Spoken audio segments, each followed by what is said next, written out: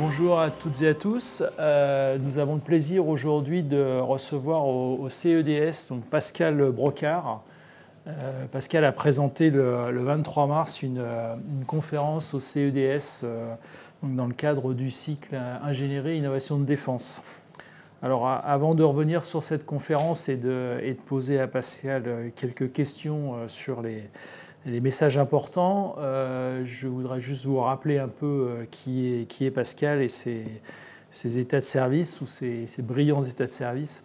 Donc Pascal a plus de 40 ans de service dans les forces armées, une trentaine d'années dans les forces spéciales, où il a été engagé évidemment dans de nombreux théâtres d'opérations. Et il est actuellement conseiller facteur humain et consultant en leadership et en gestion de crise. Alors Pascal, si on revient sur cette conférence donc le 23 mars au CEDS, le titre était l'innovation et le facteur humain au sein des forces spéciales. Alors est-ce que tu peux nous dire ce qu'est ce facteur humain et comment les innovations dans ce domaine permettent de tirer le meilleur parti des innovations plus technologiques qu'on a l'habitude de traiter? Le facteur humain, on a eu tendance de toute façon à le négliger pendant pas mal d'années. Par le passé, le facteur humain, c'est quand même lui qui est à l'origine de tout ce qui est innovation. Ouais. La mise en danger de chaque opérateur qui est engagé suscite forcément des questions, suscite un feedback en retour. Le feedback, la nécessité de ce feedback, c'est ce qui va initier et amener justement ces innovations, ce besoin d'innovation qui doit se faire. Le facteur humain, l'humain fonctionne avec des prises de risque et du danger, avec des prises de risque consenties.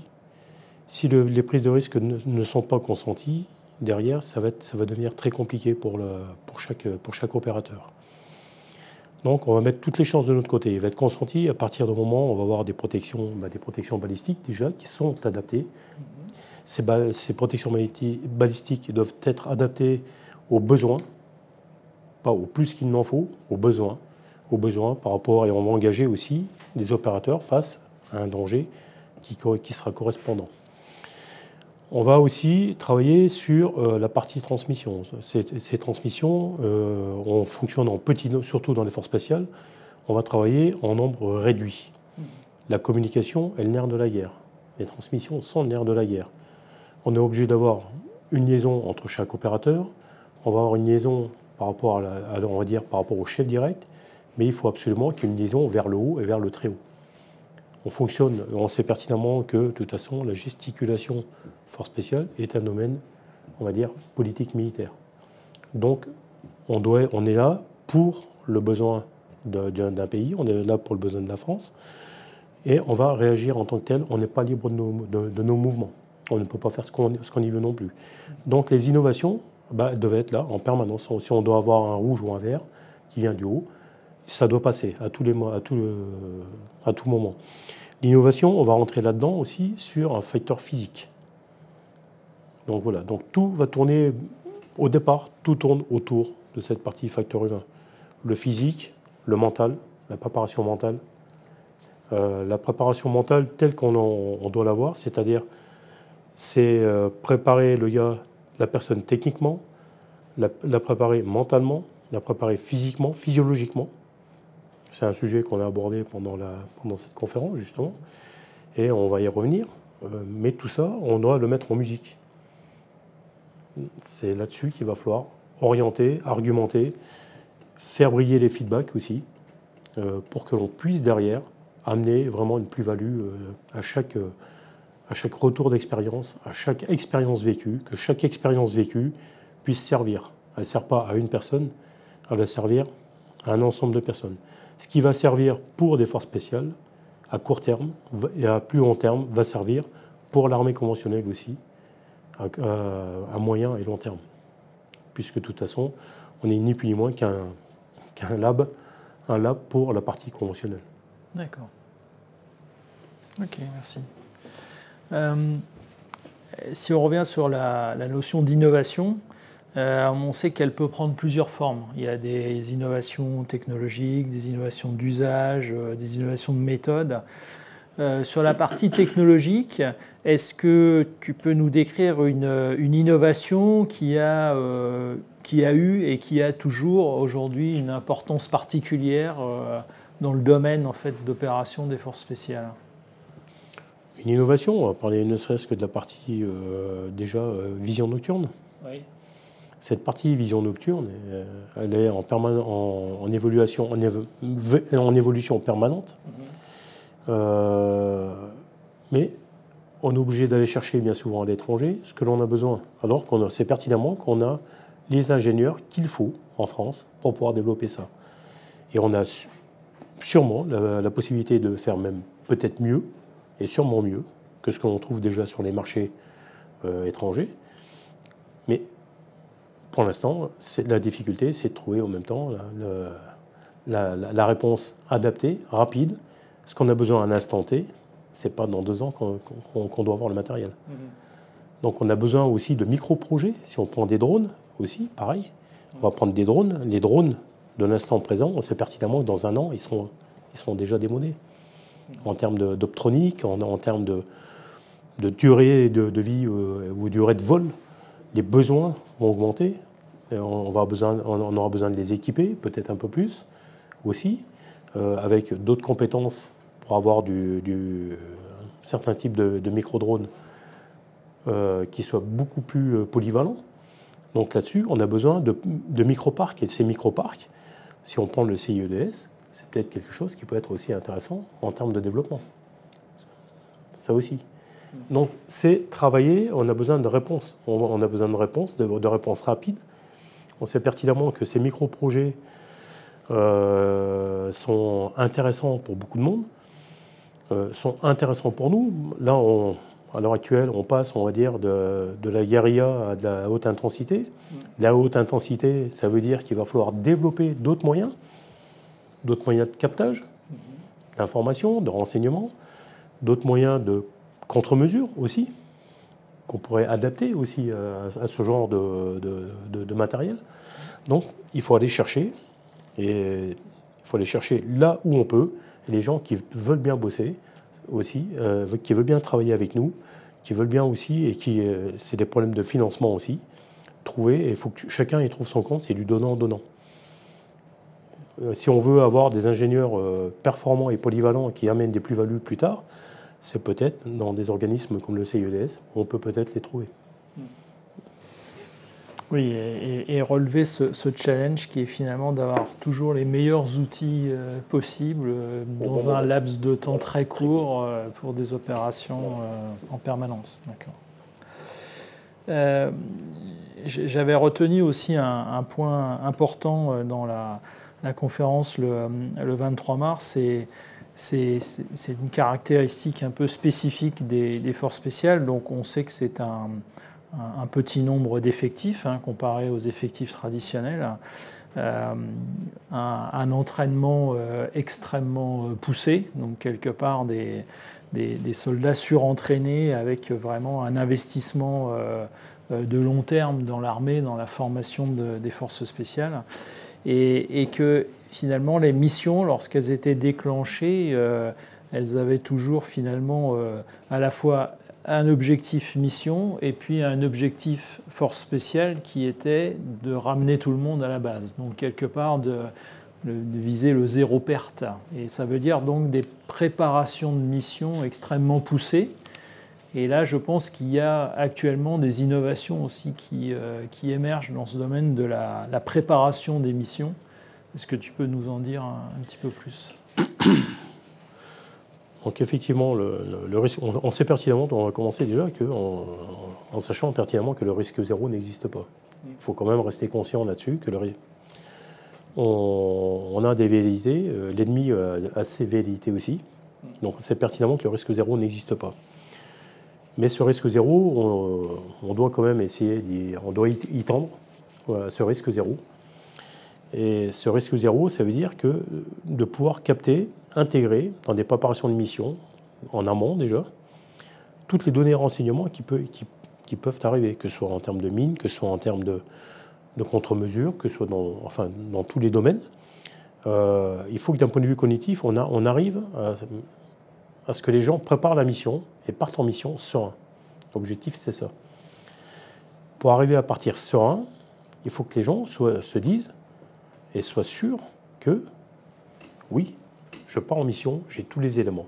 Je sais, on va dire, j'ai 95% de tous les éléments, ou 98% de tous les éléments. J'ai un petit pourcentage, on a toujours un inconnu. Le 100%, on ne l'aura jamais. Mais on doit partir avec le maximum de choses.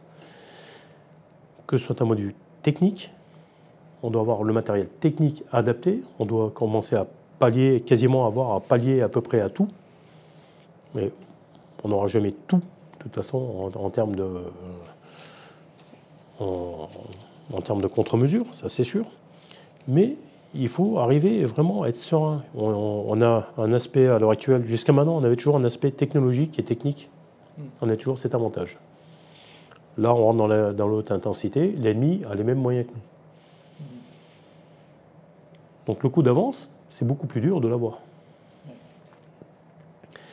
Comment allons-nous faire pour avoir toujours ce coup d'avance? Donc là, c'est, on va dire, la matière grise, nos ingénieurs, mais pas que. C'est-à-dire, c'est les retours terrain. On serait dans le civil, on parlerait d'amélioration continue. Oui. Parce qu'on irait chercher, à la base, tous les feedbacks, tous les retours, le moindre retour. C'est ça qui va nous faire grandir, c'est ça qui va nous faire avancer. Systématiquement, une équipe rentre, on a tous les retours, tout est épluché, de façon à pouvoir progresser plus rapidement. Même en limite, on pourrait avoir le feedback avant que les gens rentrent, ce serait vraiment encore plus pertinent pour préparer l'équipe suivante. Mais derrière, il faut derrière aussi une belle réactivité, c'est-à-dire de création, un esprit créatif, pour pouvoir toujours en permanence essayer d'avoir ce coup d'avance. Là, à l'heure actuelle, on se rend compte que la réalité rattrape la fiction. Je me souviens de tous ces films de science-fiction, de tout ce que je pouvais voir, ou de fiction qu'on pouvait voir en termes de combat, en termes de guerre de l'espace, on y arrive. Ouais. Mais tout arrive, en satellitaire, en tout. Il y a plein de choses à faire. Donc là, maintenant qu'on y est, la réalité, tout ce qui est réalité augmentée, tout ce que l'on peut avoir dans ce domaine-là, on en arrive à l'exosquelette. L'exosquelette, il y a encore beaucoup de travail à faire là-dessus. L'exosquelette, pour l'instant, oui, ça existe, mais ce n'est pas encore adapté, pleinement adapté à ce que l'on pourrait en faire. Parce que les matériaux sont pas, il y a encore des petites choses qui sont pas au top, donc qui ne sont pas employables pour nous. Oui, donc il y a beaucoup de choses à faire encore sur le plan de l'organisation, donc toujours cette question de facteur humain et ce retour d'expérience que tu mentionnais qui effectivement doit être le plus rapide possible en fait et le plus productif possible. Là, si on regarde à l'heure actuelle, on repart sur des guerres de tranchées, sur des guerres de position. Ça veut dire passer au-delà de ces lignes, ça veut dire être dans la durée, être capable de revenir dans les lignes, de récupérer, de se reconditionner à l'intérieur d'une tranchée pour pouvoir y repartir. Ça aussi, il faut évoluer là-dessus. On n'est plus en 14. Il y a des moyens de faire. Il y a des moyens de travailler là-dessus, aussi bien, et pareil sur la nourriture. Là, je regardais hier soir, justement, ce qui existait pendant la guerre de 14, c'était de la pâte à dentifrice que les poilus avaient dans les tranchées. Pour se laver les dents. D'accord. Oui. À l'heure actuelle, est-ce que si on n'a pas la brosse à dents ou le tube, on a embêté. On n'a plus ça. Et ça existait en 14. Donc il y a peut-être aussi... Le retour d'expérience peut s'en... Voilà, et je regardais ça hier soir, justement, concernant un reportage sur une maison où il y a une chambre de poilus qui était restée comme telle. D'accord. Donc il suffisait de mordre dedans pour pouvoir avoir de la pâte à dentifrice. Donc il y a effectivement des choses très anciennes à récupérer. À faire évoluer. À faire évoluer. Alors il y a également des domaines où là, à contrario, c'est l'accélération de la technologie, l'innovation technologique, en particulier dans le domaine civil va tellement vite qu'elle finit par impacter les opérations militaires.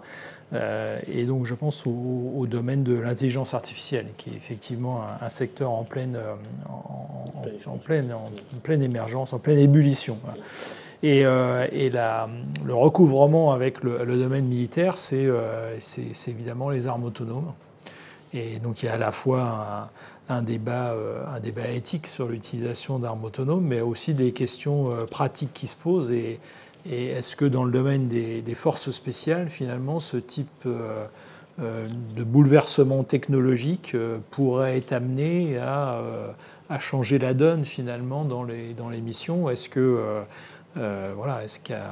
qu'à court terme, un robot pourrait faire partie des forces spéciales et prendre en charge des missions en lieu et place d'un opérateur humain? C'est un peu une vaste question. C'est un vaste sujet. C'est un vaste sujet. Maintenant, on sait pertinemment, et heureusement, les fictions nous ont montré de par le passé qu'à un moment donné, il y avait quand même un risque, et le risque existe réellement. Trop d'autonomie finit par nuire et dangereuse. Donc je pense qu'il faut quand même...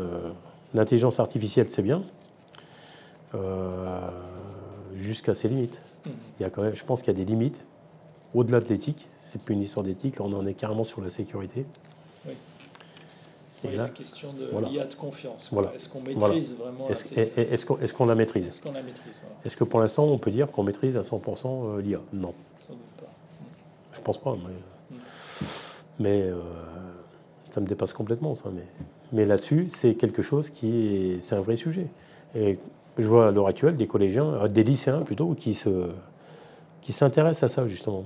Quand on parle de drones, la première question qu'ils posent, est-ce que l'IA va faire partie des drones?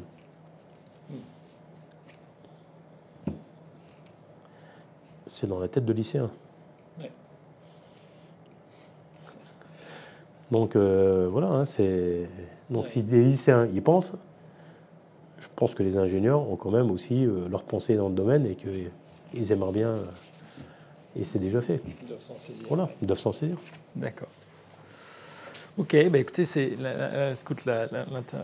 l'échange était très riche. Peut-être une dernière question. Alors, tu as déjà partiellement répondu par moment. Hein, c'est effectivement qu'est-ce qu'on peut attendre, qu'est-ce que les forces et plus généralement les forces armées, les forces spéciales et plus généralement les forces armées peuvent attendre d'initiatives comme celle du CEDS et quelles sont quelles priorités on devrait mettre sur nos actions pour essayer d'améliorer finalement à la fois l'efficacité et la sûreté d'opération des militaires.